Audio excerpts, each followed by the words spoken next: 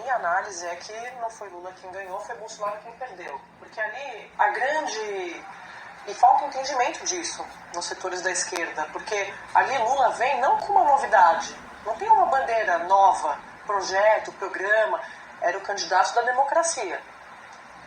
Primeira coisa, isso não é uma análise, isso é uma opinião. Análise é outra coisa. Segundo, eu sempre falo muito de questões internacionais, mas uma coisa que é base para a gente discutir posições internacionais dos países é o governo que esse país vai ter. Se você tem um país mais progressista, um país que tem uma perspectiva de independência internacional, você vai ter uma política internacional. Se for o contrário, você vai ter uma política internacional de submissão.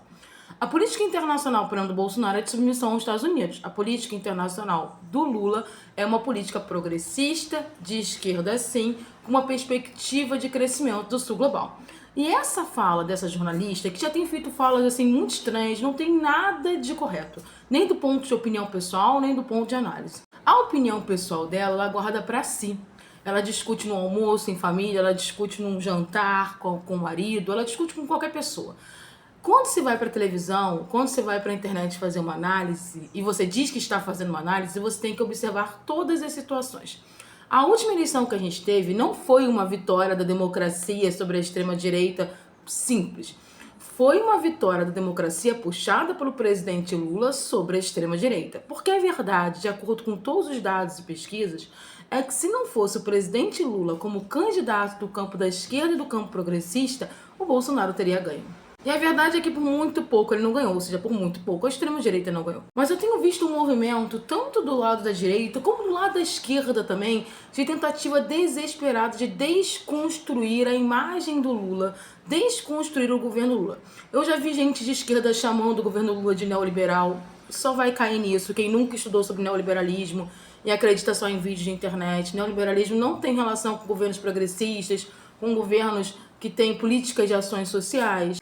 Eu já vi gente explorando o antipetismo, porque o antipetismo gera monetização. O problema de você explorar o antipetismo é que você atrapalha um processo eleitoral, por exemplo, de 2026. E a gente tem o campo da direita, que no Brasil a direita ela sempre se mistura muito com a extrema-direita, ultimamente, que tem trabalhado na ideia do Tarcísio como alguém moderado. Ele não é moderado, ele é mesmo a linha bolsonarista. Eu chamo ele de extrema-direita gourmet, porque ele consegue mascarar bem a perversidade da extrema-direita. Esse trabalho que está sendo feito de desconstrução da imagem do governo, que é um trabalho constante e que não se baseia em números, porque quando a gente olha os números, se a gente só olhar os fatos, os números são muito bons desse governo, né, em termos de emprego, em termos de crescimento, o PIB que tem crescido bastante, existe um problema sim na taxa de juros, mas as questões principais, né, que é a criação de emprego, aumento da renda per capita da população, melhora da qualidade de vida, tudo isso está gerado em números, tá? E não só números nacionais, como também avaliações internacionais. Mas a desconstrução desse governo é uma tentativa de tirar o Lula do processo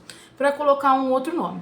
Você tem do lado da pseudo-esquerda, eu chamo de pseudo-esquerda porque qualquer um que tente minar um governo progressista, quando você tem ascensão de extrema-direita no mundo, para mim não é de esquerda, é oportunista.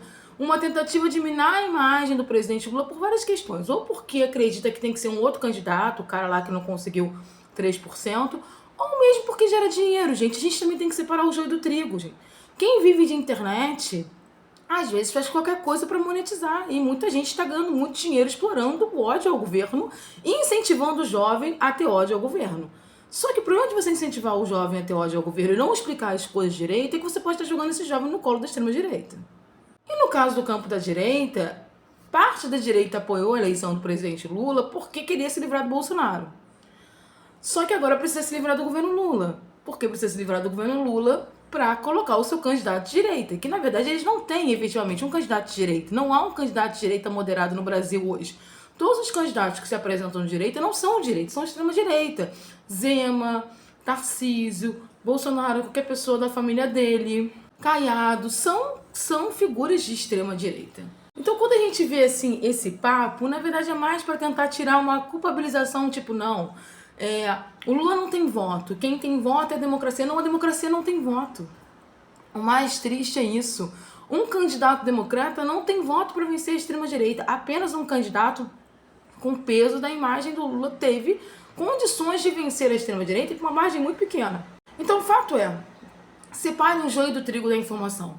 Quando receber qualquer informação, dê uma pesquisada em fontes confiáveis, autônomas, independentes. Olhe os números, olhe os dados, tanto internacionais como nacionais. E aproveitando aqui essa fala, avisar que o presidente Lula está indo fazer uma viagem para Paris, para a França, a primeira viagem desde 2013 de qualquer presidente brasileiro para a França, onde eles vão discutir as questões climáticas, mas também vão discutir a questão da concretização do Estado palestino, porque a França e a Arábia Saudita chamaram uma grande cúpula agora para junho para discutir a efetivação de um Estado palestino. Esse tipo de discussão, mudanças, questões climáticas e Estado palestino jamais aconteceria no governo de extrema-direita. Porque se não tiver Lula em 2026, o chá de revelação que eu dou para vocês é o seguinte: a extrema-direita volta ao poder e isso aí não é terrorismo, isso é fato baseado em números.